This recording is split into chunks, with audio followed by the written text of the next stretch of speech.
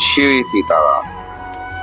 श्रीमद् भगवत गीता अध्याय 3 श्लोक क्रमांक 42। इस श्लोक से पहले भगवान ने बताया था कि जो ज्ञानी है उसका नित्यवैरी काम है। अब उसके पश्चात अर्जुन ने यह पूछा कि हे भगवान, यह बताएं कि यह काम रहता कहाँ पर है। तो भगवान ने बताया कि यह जो काम है, यह काम इंद्रियों में, मन में और बुद्धि में रहता है।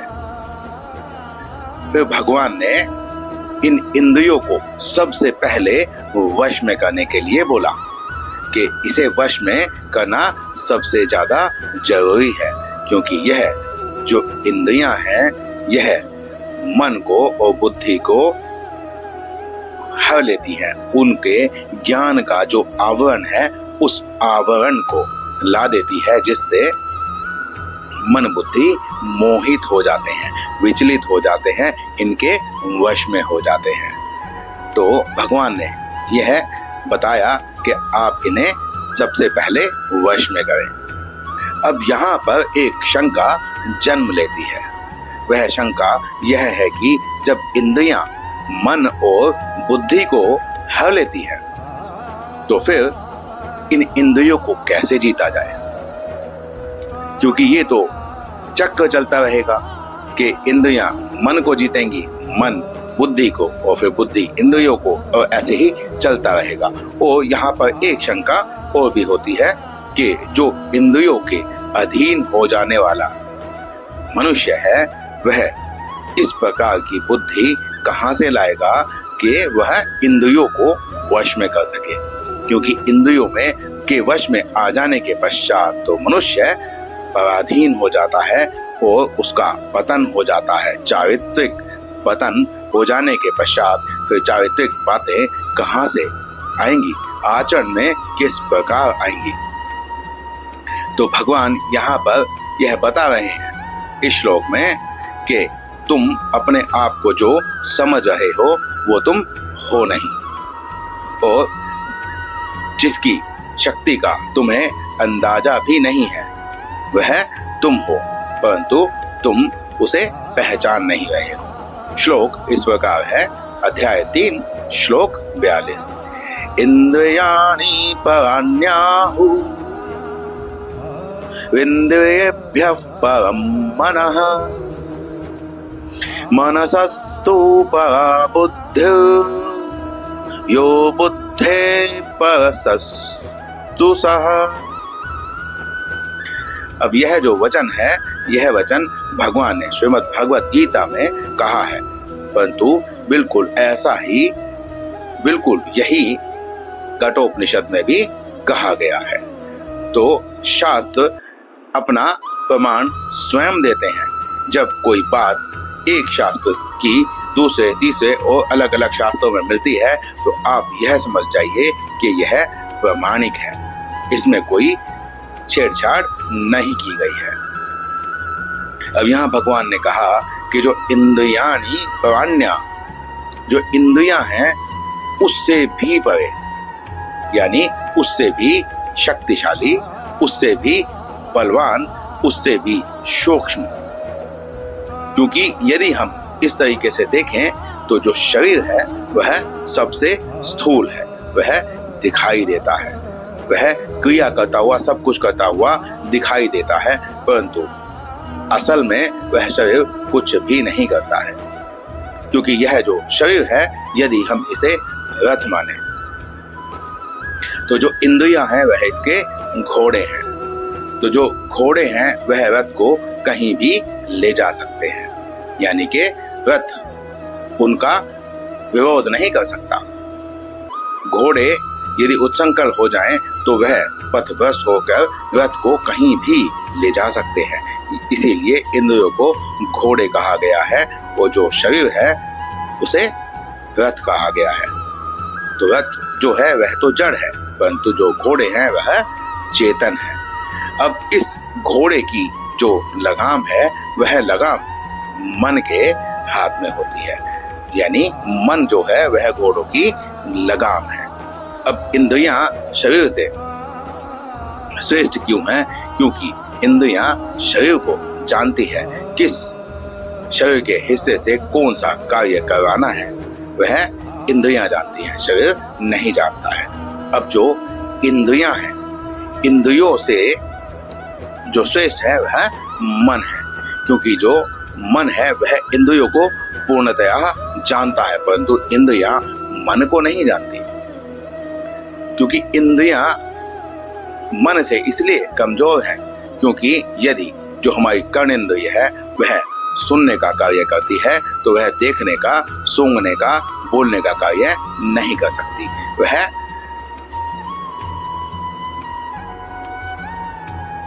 सिर्फ अपने ही विषय को जानती है।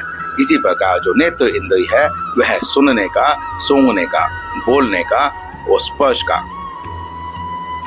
जो कार्य है वह नहीं कर सकती। इसी प्रकार नासिका है, मुख है, त्वचा है, तो जो हमारी इंद्रियां हैं वह अपने अपने विषय तक ही सीमित है, परंतु मन तो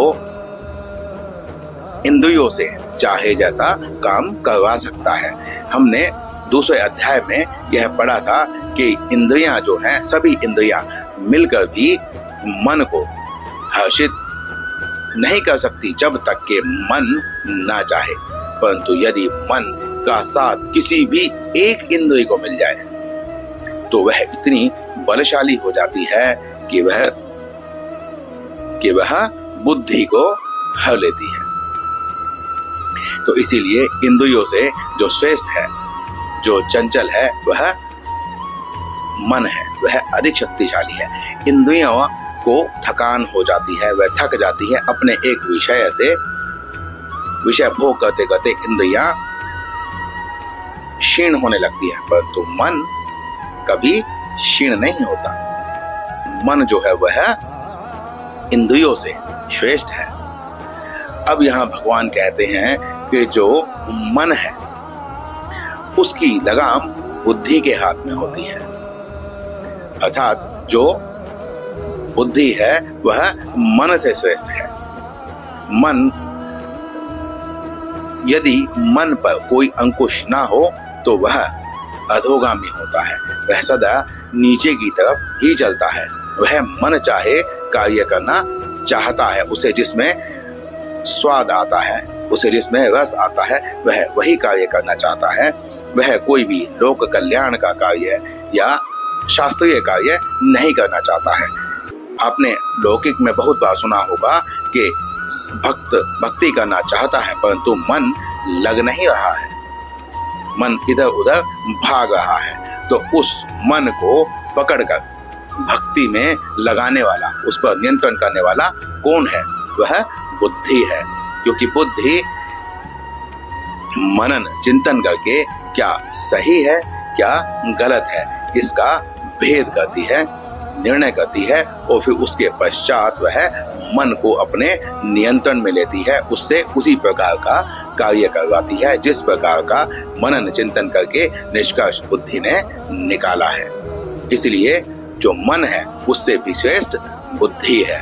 अब यहाँ तक तो बात समझ में आती है कि बुद्धि श्रेष्ठ है, परंतु काम जो है उसका वास तो बुद्धि में भी है। अब इसके पश्चात भगवान कहते हैं कि जो बुद्धि है उस बुद्धि से भी श्रेष्ठ है वह कौन? वह जीवात्मा। जो जीवात्मा है वह बुद्धि से भी श्रेष्ठ है, क्योंकि जो संसार है इसके जो तीन गुण हैं वह आत्मा को प्रभावित नहीं करते हैं, वह कारण शरीर को प्रभावित करते हैं। और कारण शरीर जो है वह आत्मा की शक्ति है। तो जो जीवात्मा है वह कारण शरीर से इतने नजदीक होता है कि वह कारण शरीर को ही अपना स्वरूप मानने लगता है, और जैसे ही वह कारण शरीर को अपना स्वरूप मानता है तो बस फिर मैं ही सब कुछ कर रहा हूँ, मैं यह शरीर हूँ, इंद्रियां हूँ, मैं ही इनका मालिक हूँ। और वह जिस गुण में स्थित होता है, या हम इसे दोष भी कह सकते हैं कि सतोगुण, रजोगुण, तमोगुण, क्योंकि यह सब अंततः बांधने वाले ही हैं। सतोगुण भी बांधता है, तो इसीलिए इन गुणों से ऊपर उठने के लिए कहा गया है। और इन गुणों से ऊपर उठने के पश्चात जो संसार से असंग होगा, तो संग परमात्मा के साथ होगा। वह जो आत्मा है उसमें ऐसी शक्ति है कि वह सभी प्रकार के बंधन को काट सकती है, वह किसी बंधन में होती ही नहीं है।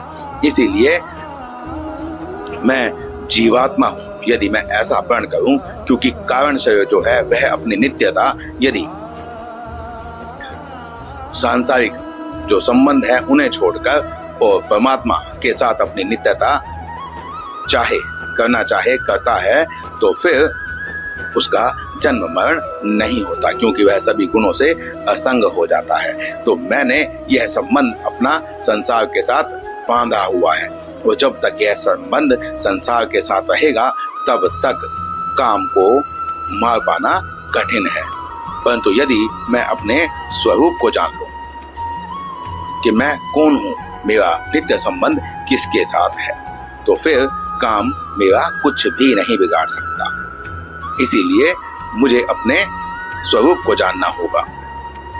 लौकिक में भी आपने देखा होगा कि कोई कठिन से कठिन लक्ष्य यदि हमें प्राप्त करना होता है, तो कोई एक, चाहे वो हमारा पिता हो, भाई हो, कोई हमारा हितैषी हो, वो यह कहता है कि तुम इसे पा सकते हो, तुम अपनी क्षमताओं को पहचानो, तुम इस लक्ष्य को पा सकते हो। कोई भी लक्ष्य ऐसा नहीं है जिसे तुम नहीं पा सकते।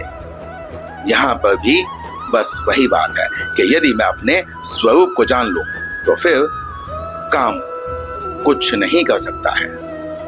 तो काम को मारने का तरीका भगवान ने यहाँ पर बताया है, और अपने स्वरूप को जानने के लिए भगवान ने यहाँ पर कहा है। अगले श्लोक में इस विषय का उपसंहार करेंगे और इस अध्याय का भी उपसंहार हो जाएगा। तो मिलते हैं अगले श्लोक में, अगले वीडियो में। शिव सीताराम।